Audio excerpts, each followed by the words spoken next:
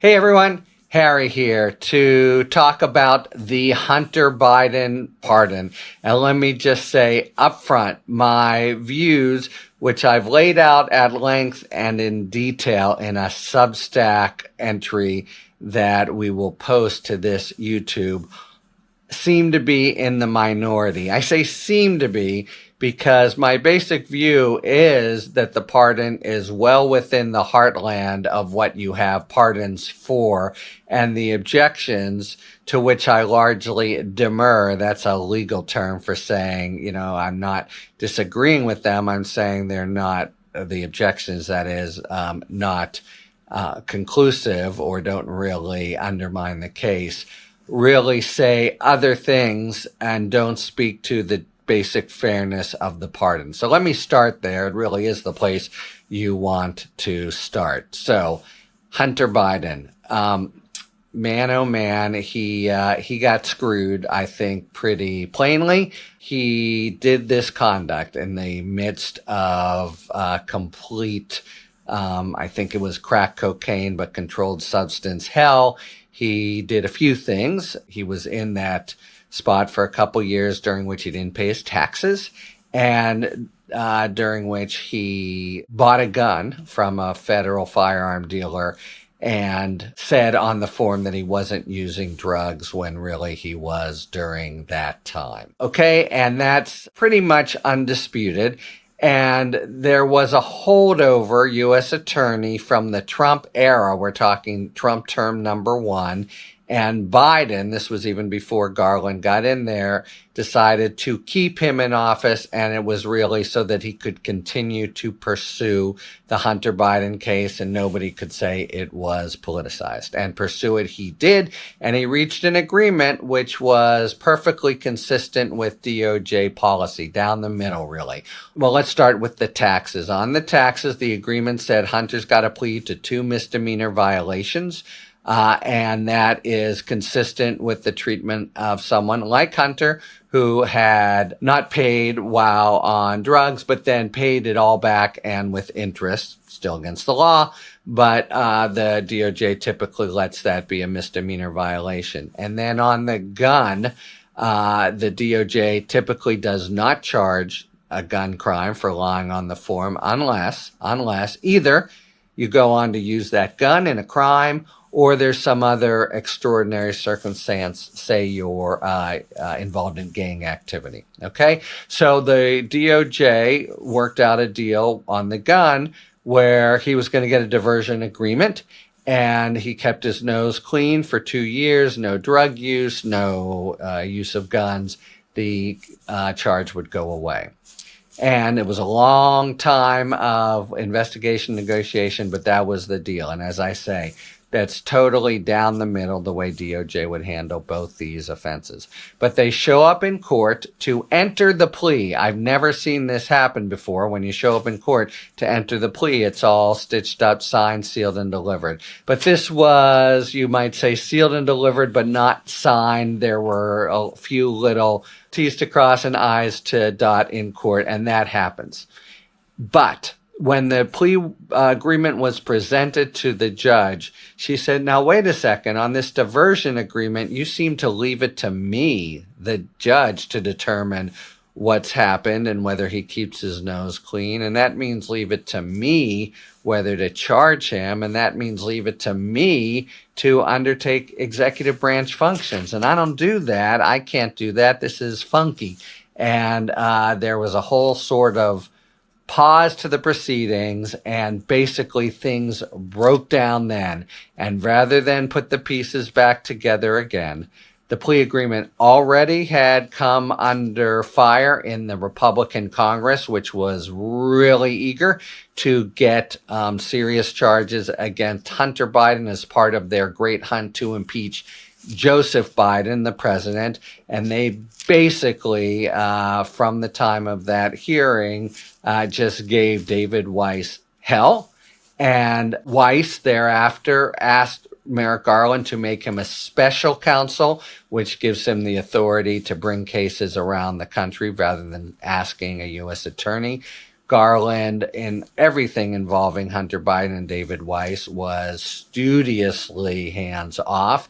He said, yes, you can be special counsel. And at that point, basically, Weiss proceeded to throw the book at Biden. He brought charges for the firearm in Delaware. Biden tried to suggest maybe he wasn't using at the time. It wasn't very persuasive. And the jury convicted him, as it should have. The evidence showed that he had lied on the form. And his lawyer tried to make a big deal about how they had changed and abandoned the plea agreement, but that's just not the kind of thing you can do in a jury trial. So he was stuck there. And then Weiss proceeded to throw the book at him, 9 felony counts on the tax stuff, which was going to trial a few months ago in LA, when suddenly Biden, to sort of staunch the bleeding and get out of his misery, just pleaded to everything. He said, I'm not taking any deal. I'll just plead to everything. Let's end this nightmare. Okay, that's what happened here. And so let me say something that I think is a fact. I've heard no one dispute, and it's a pivotal fact, and that is Biden got dealt with far, far more harshly than any other defendant for these crimes under these circumstances and these facts would have been. And it doesn't exactly matter for the righteousness of the pardon, but the conclusion seems inescapable that the reason it happened is because his last name is Biden, and he would never have been facing these kinds of serious charges for the actual conduct that he did, in fact, undertake. And that is what President Biden was citing when he said he'd been selectively prosecuted, treated more harshly than others. And that was how he justified the pardon. Okay, so first point first. And first, second, and third, he's right there. Biden was, in fact, selectively prosecuted or singled out for much harsher treatment. And critically, that's a down-the-middle justification for clemency or some sort of pardon. Remember, Obama, at the end of his term, commuted 300 sentences in a day, I think, a record of people who had done the crimes, but because of disparities in crack cocaine and powder cocaine, they had been treated far more harshly for a distinction that didn't really hold up, at least by that time in society. People were not willing to say that makes all the difference. There actually were arguments you could have made then, but anyway, that's what Obama did. And whatever the controversy of the move, the fact that, hey, these guys who have done essentially the same thing were treated way worse than all those other guys, that's just a classic reason to exercise clemency. Not to say you're innocent, you never did it, but to say you've been harshly dealt with. All right, now Biden did something more. He gave him a full and unconditional pardon, gave Hunter, that is, for all possible crimes dating back to 2014.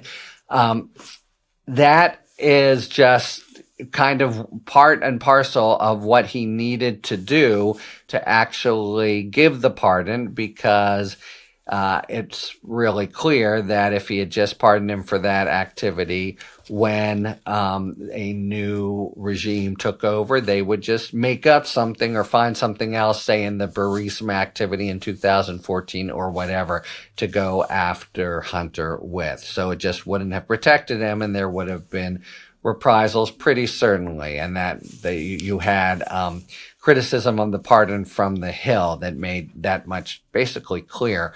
Representative Comer from Kentucky said basically it's time to get at the whole crime family, etc. So that was something that, if he wanted to provide a pardon for activity for which Hunter got selectively harsher treatment, that he had to do as well. Okay, now, everyone is up in arms about this, including a lot of Democrats, including a lot of my peers as prosecutors. And I don't want to poo-poo their objections. I understand them, but they don't go to my basic position, which is this was a solid pardon. He was treated more harshly. He was treated more harshly for reasons that we don't accept as rational, basically his last name. It wasn't that he walked away from the deal and said, see you in court. That would be a reason to treat him more harshly.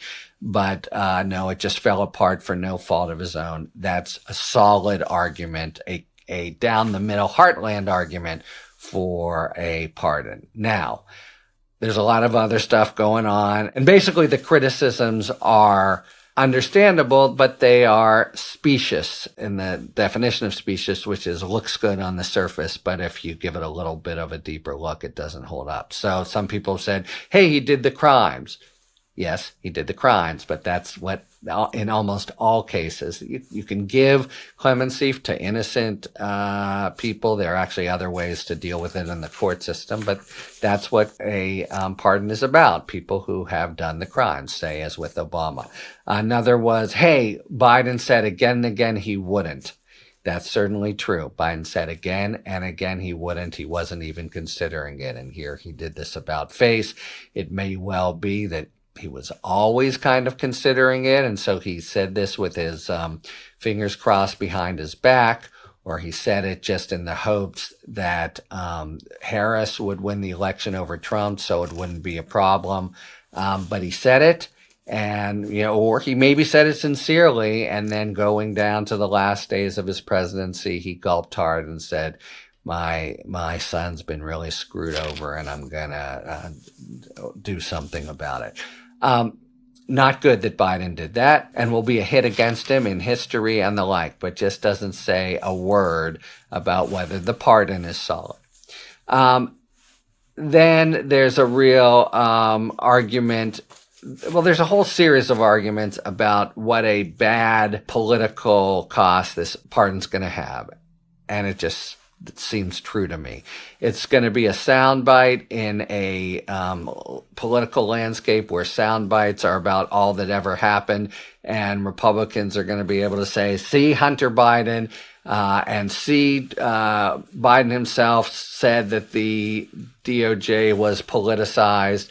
And I've been there in trying to rebut those. And there's just, in the current landscape, especially with so many people having made up their minds on both sides, getting out two sentences of calm facts that really should carry the day is just super hard. And this really will, and unfortunately, put the Dems in a much tougher position in a hole when they assail the Trump pardons that almost certainly are coming, and that won't be, unlike the Hunter pardon, at all conventional, at all righteous, and really will be about just rewarding cronies. That's true. It's a cost. It's a shame. I could imagine, pardons are a kind of overall calculus. It's not just about the facts. It's also all of the politics and the law, et cetera. I could imagine, and it would have been legit and within the heartland of treatment of cases where presidents don't grant solid cases for pardons. That could have happened, and that you could have said, okay, fine, and here's the reason they did it. But that notice would have been itself the more political response, right? That would have been saying he was treated unfairly. He was singled out. That's a good reason for clemency. We're not going to do it here, though, because the political consequences going forward will be so enormous, plus Biden promised and the like. You could have said that. But my main point is that would be the political justification, and it wouldn't change the fact that really, to me, drives the justification, and it is a justified decision for the pardon, namely that Hunter Biden got singled out for really harsh treatment because he was Hunter Biden, and it's just about an inescapable inference from everything that went down. Doesn't even matter, by the way. Don't have to determine that Weiss went after him for political reasons and was doing the bidding of Republicans in Congress. It's enough, as say in the Obama pardons, that he was treated really differently from how everyone else who did that conduct would have been treated. That supplies full equitable fairness justification for the decision, notwithstanding all these other objections that people are making, are going to continue to make. Democrats make them. Senator Bennett, whom I respect enormously, just came out with that position and the like.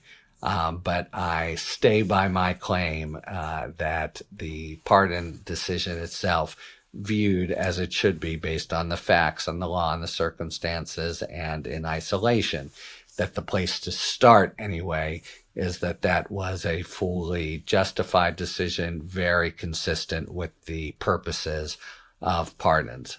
Much else swirling around this, and a very possible big political hit for Democrats as a result of it, but that shouldn't be confused with saying the pardon was wrong. Talk to you later. Thanks for tuning in.